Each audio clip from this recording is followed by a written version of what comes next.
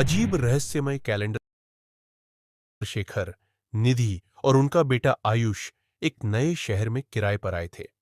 घर बिल्कुल आम था, लेकिन एक चीज अजीब थी। दीवार पर टंगा एक पुराना कैलेंडर। शुरुआत में उन्होंने इसे नजरअंदाज किया, लेकिन फिर कुछ ऐसा हुआ जिसने उनकी जिंदगी को एक डरावने खेल में बदल दिया। आयुष का जन्मदिन 22 मई को था। पूरा परिवार खुश था, लेकिन अचानक आयुष ने कैलेंडर की ओर इशारा किया। मम्मी, इसमें मेरी बर्थडे डेट ही नहीं है। सबने देखा, 22 मई गायब थी। वहां बस एक खाली सफेद बॉक्स था। अगली सुबह जब वे उठे, तो कैलेंडर सीधा 23 मई दिखा रहा था। सबसे अजीब बात, किसी को भी 22 मई की कोई याद नहीं थी। क्या हम सच में 22 मई को जिए थे? निधि की आवाज कांप रही थी। हर खास दिन मिटता जा रहा था। इसके बाद उनकी शादी की सालगिरह 14 अगस्त गायब हो गई।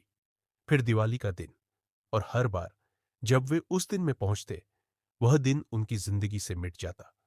अब उन्हें समझ आ गया था कि यह सब कैलेंडर की वजह से हो रहा था। हमें यह घर छोड़ देना चाहिए, शेखर ने कहा। उन्होंने कल सुबह घर छोड़ने का फैसला किया, लेकिन जब अगले दिन कैलेंडर देखा, आज की तारीख ही गायब थी। अब वे समझ गए कि कैलेंडर उनकी योजनाओं को भी जान रहा था और उन्हें घर से बाहर जाने नहीं दे रहा था। वे इस घर में फंसे हुए महसूस करने लगे। लेकिन तभी शेखर के दिमाग में एक विचार आया। अगर हम बिना प्लानिंग के किसी भी अनजान दिन अचानक भाग जाए तो?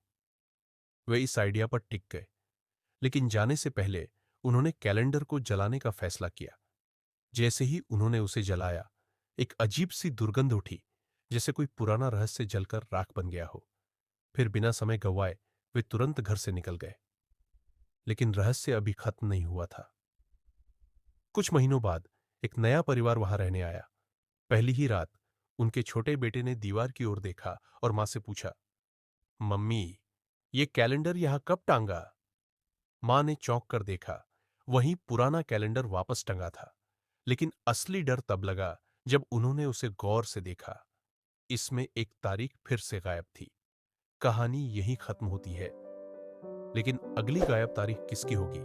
सब्सक्राइब कीजिए हमारे इस चैनल को, क्योंकि हम अपने इस चैनल को ऐसे ही कहानियों से भर रहे हैं। अगर आप भी और जानना चाहते हैं तो जुड़े रहें मोदक स्टूडियो के साथ।